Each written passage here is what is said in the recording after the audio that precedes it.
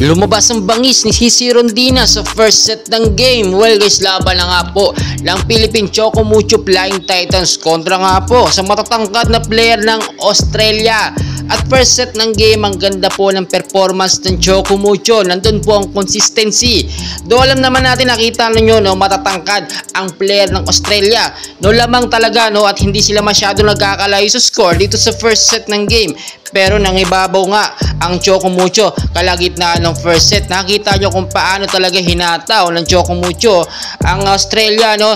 Wala talaga sa tangkad yan. Nasa performance talaga yan at chemistry ng mga player.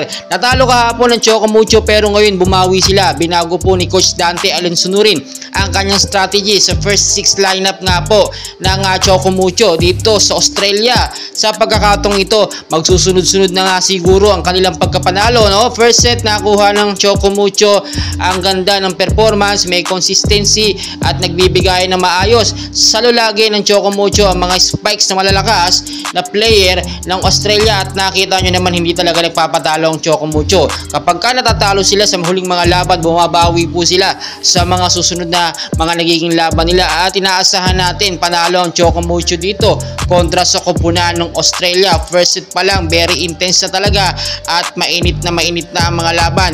Alam naman natin hindi talaga consistent minsan ang Choco Mucho, pero kapag hinataw nila at ginalingan nila, nandoon po lumalabas ang tunay na chemistry at consistency ng mga player po ng Choco Mucho. And talang suportahan po natin, alam naman natin, no, malalakas talaga ang sumalahok dito sa BTB Cup 2023, pero malakas din naman ang Choco Mucho Flying Titans. Marami na rin sila kahit papaano napatunayan at talagang nakikipagsabayin sila sa malalakas na player dito sa international. Patuloy ko kayong i-update. May second and third and pang fourth set pa siguro yan. Kaya dyan lang kayo for more updates. Maraming salamat po.